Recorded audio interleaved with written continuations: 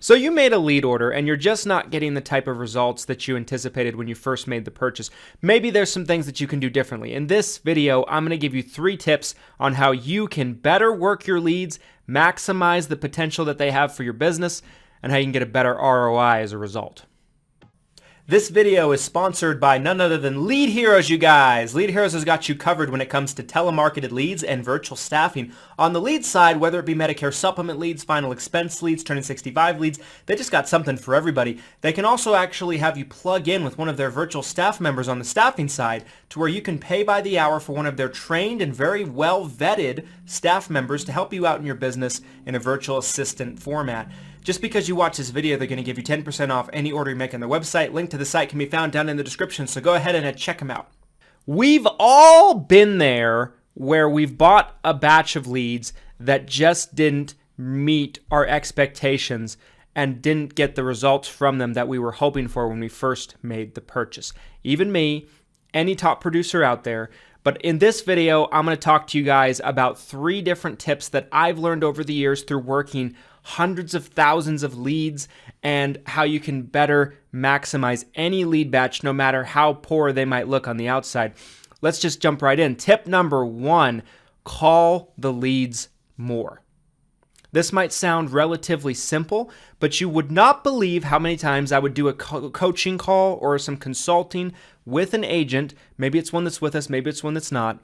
And we'll go through a problem that they're having with a lead order. And it could be any type of lead. It could be Facebook leads. It could be direct mail leads. It could be telemarketed leads. It could be any type of lead that they're working. And the first question that I always ask is, how many times are you calling?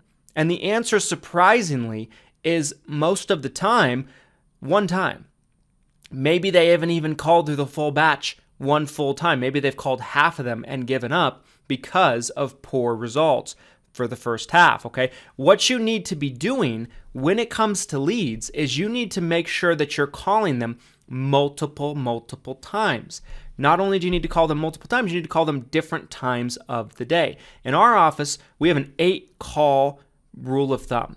So when a lead comes in, we want to make sure that that lead is called 8 times. And we're going to try to call them twice, once in the morning, once in the evening, for the first 4 days that the lead comes in before we call it good. So if you're just calling your leads 1 time through, maybe even 2 times through, it's not going to be enough. You have to call them more. I promise, just by making this slight switch, if this is the problem that you're having, you will see better results by doing this. Tip number 2, automate your leads. What do I mean by this? Make sure that you have a system like an active campaign or a go high level, something like that you can put your leads into to where it will automatically hit them with multiple different touch points. In 2023, at the time of making this video, calling the leads is not going to be good enough. We have technology at our disposal, and you have technology at your disposal. What a system like this will do is when you put a lead in and you set it up properly, it will activate what's known as a workflow. A workflow will then send this lead pre-written text messages, emails, and it will also hit voicemail drops on their phones of a pre-recorded message of you or somebody else in your business talking. This is going to help you out tremendously because then you don't have to manually type out text messages to each lead that doesn't answer the phone. You don't have to manually leave voicemails if they don't answer the phone, and you don't have to manually type out emails if you can't get in touch with your lead just through the natural form of calling, okay? Multiple touch points, right? In my office, not only do we call our leads multiple times, we have a system put into place to where they get touched multiple times over a long period of time, and this increases our contact rate dramatically. The biggest problem that people have with leads is not always that they don't have a good closing percentage once they get them on the phone. The biggest problem that most agents have is actually getting them on the phone, actually making contact, actually getting them to respond.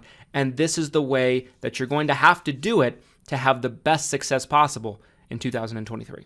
Tip number 3, if all this is put into motion and you're getting people on the phone and you're still having poor and lackluster results with your leads, the final tip that I'm going to give you is go back and look at your approach.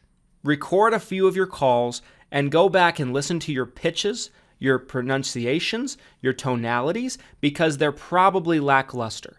There is such a thing as salesmanship and sales skills when it comes to working leads. And if you're calling up and you're doing everything right with the follow-up, you're doing everything right with the automation, you're getting multiple different touch points over multiple days once the lead comes in, but when they get on the phone with you, you're a bore, that is a problem. And you're going to have to get some sales training in, get a script that works, make sure that you get your tones right, that you actually sound excited and enthusiastic to talk to this person, and that should fix that problem. If you do these 3 things, I promise you, any batch of leads you're working, you should see your results take an uptick as a result.